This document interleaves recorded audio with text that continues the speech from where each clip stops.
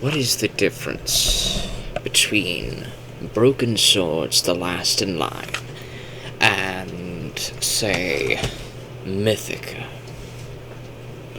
Both are your basic low-budget fantasy movies.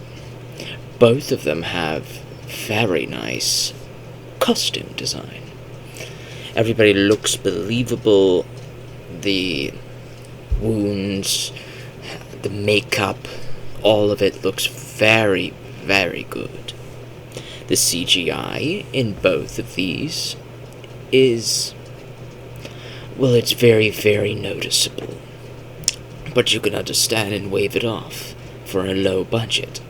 They put a bulk of it in the incredibly talented costume designer and makeup artists that they picked up here, that they also got for this. But the difference is, one of these two things performs far better than the other one. If you guessed Mythica, then you'd be right. After all, there's 5 Mythica films, and only 1 Broken Swords, The Last in Line. I made a blog a couple years back where I thought I might take off writing a bunch of things, but I stopped doing that. I had too many social media things. I made a whole rant video about why that was just a colossal waste of time for me. So I put that blog away, but I'm bringing it up because I actually did a bare bones basic breakdown of the Mythica films and my enjoyment of it. Here, I would not have ever done that. But I have actually seen Mythica 3 times, all 5 films, and the reason why this film, this dollar bin movie, warranted me bringing this out to have comparisons and talk about it, is because this succeeded using relatively the same amount of budget in set design as Broken Swords, The Last in Line. I think the only thing that Mythica had better for it would probably be that they could afford people like Kevin Sorbo to come in for a single day of filming. Because for the most part, he's not even in any of the movies except for very short roles. But that's fine. That's fine. The 4 main characters between her, Merrick, the elf, the warrior, and the priestess, between all 4 of them, the story works. The characters are believable. The growth is there. The story begins, there's a middle, and there's an ending. The ending might be in the 5th film, and they needed all 5 to go through it, but the first one had a beginning, middle, and end as well, and it had a sense of finality and beginnings of new adventures at the end that you probably didn't need to see for the first film to work. Broken Swords feels like a middle entry in a serial film that should have a last time on blah blah blah, this stuff happened, now we're here. And it ends at the ending of this episode, leading into an episode that you don't see. You don't see it. Broken Swords is that middle line. It's that middle episode in a series that you might be interested in, but you don't get the beginnings, you don't get the ending, you're just shoved into episode 12 of a 20-episode story. Oh, of course, there's a bunch of exposition talking about what happened prior and about what's going on outside and what they're about to do, but you don't see any of it. You don't see any of it. All you see is 13 mercenaries in a barn talking about what they've done, what's going on now, and what they plan to do next as they're besieged by an unseen army, firing arrows through the windows, killing off a couple of them one by one until the remaining 8 of them get out of there to save their own skins and break through the siege, and they're probably all going to die. This person has the largest picture in this film and is only here for 4 to 5 minutes to have some exposition about what happened off screen prior to the setting of this film. And then she just fucks off. She just fucks off after telling her story to us, because we need some exposition about what happened to bring us to this barn. I want to care about a bunch of these characters, but I can't. I know nothing about them other than the banter that they have to one another. Is there a sense of camaraderie? There might be. There might be a very little sense of camaraderie between a couple of these characters, but a lot of it doesn't work. Some of it does. Some of these characters do have good personality. They're very enjoyable to watch, and they're very set into that role that they have been assigned.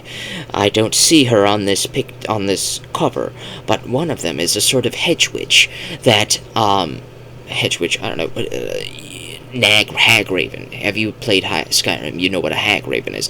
There's a woman who plays one of those types of witch type characters who performs some of these things, and her personality, her makeup, her dress, all of it really works. Her line delivery is good. All of it works great. The problem with this is that we just don't see consistency across each of these characters. This person who is on the cover, her delivery is kind of broken. There's some of it that's pretty good. Some of it's kind of... You might want to do another take of that. A lot of this feels like you only got one take to begin with, and that kind of hurts in the long run. What else can I do for this? Can I even remember who all 13 of these characters are? No, I can't. I'm going to try, though. This seems to be some sort of commander of another unit that was off-screen. She's off doing some scouting or some dumbass shit, and then she shows back up to deliver exposition before fucking off. He is the commander of this 13 squad, and they have holed up in this barn where he talks about what they plan to do against this unseen army as they all get picked off one by one.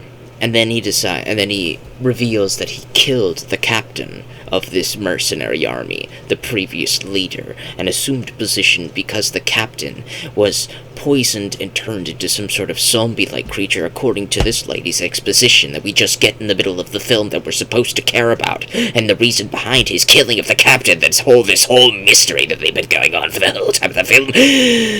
And then he just says that he just feels better about killing the captain now that she has validated his reasons for killing the captain, because he had turned into some sort of zombie creature. Some sort of virus type of thing that we don't see.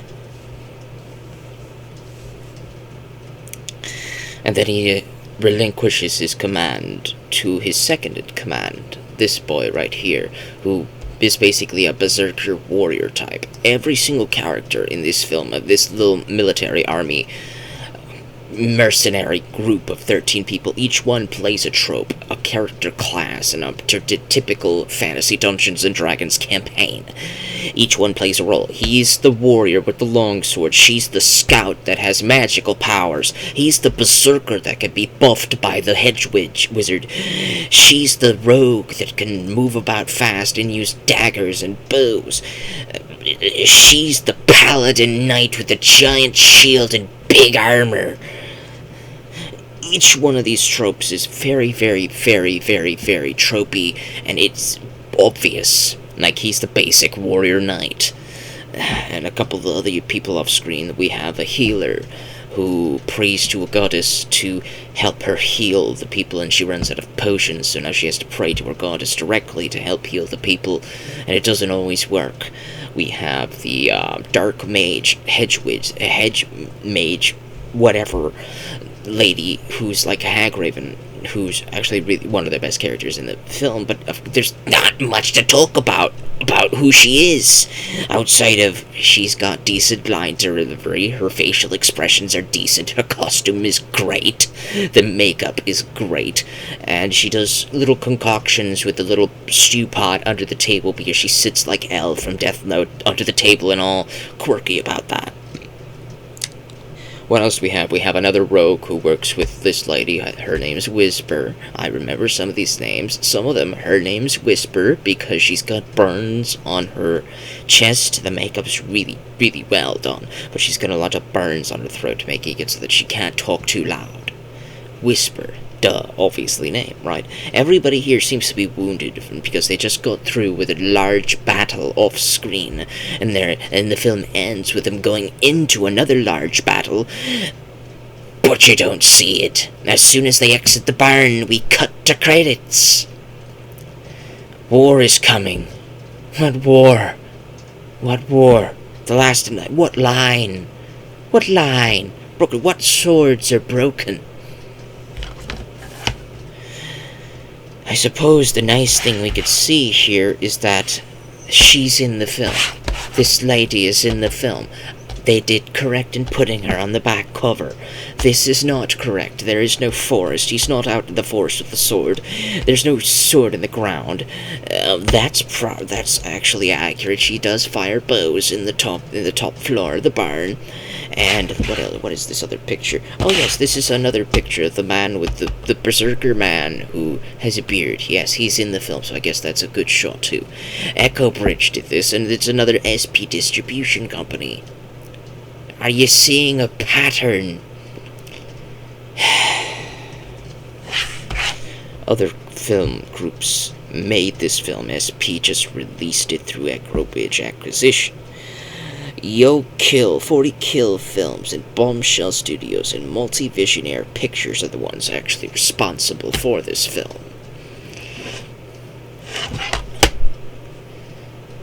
I want to like this movie. I really liked the 5 Mythica films. Low budget as they were, I really liked the Mythica films, and I thought that this could have done what Mythica did had you only worked on the script a little bit more. The whole film is in a barn during your downtime. Where's the uptime? Where's the climax? Where's the character growth, the hero's journey, the villains? Where is any of that? You don't see it. This is like the second act during the downtime period. Where's the first act? Where's the third? Where's the story? Where's the plot? To quote a critic of nostalgia, where's the plot? It's not there. It looks really good. When you watch it, the film looks really good. It's shot really well. The camera's actual decent budget. The makeup looks good. The armor and all this stuff looks great for the art. It looks good. It looks good. They even got Unleash the Archers to play the end credits theme. And if I can try to remember what that theme is, let's see here. I'm cheating a little bit. I'm actually doing some backstory, so to speak. Unleash the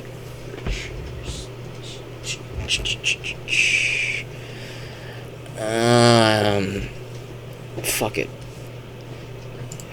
Fuck it, you don't get to see it. I'm gonna cut to when I find it. And we're back. Of course, the last 20 to 30 seconds of that previous cut was me trying to remember the title of the bloody song. I'm terrible with song titles, okay? I'm terrible with it! The song is called Apex by Unleash the Archers. A metal group. A very good one. least in my opinion. And that song was the end credits theme to this movie. It was also the theme to the disc menu. And probably was also the theme in the trailer, if there is one for this movie. Broken Swords is broken potential in its finest. The dialogue can be strong where the characters are strong. The costume design and the set pieces, the barn looks very nice.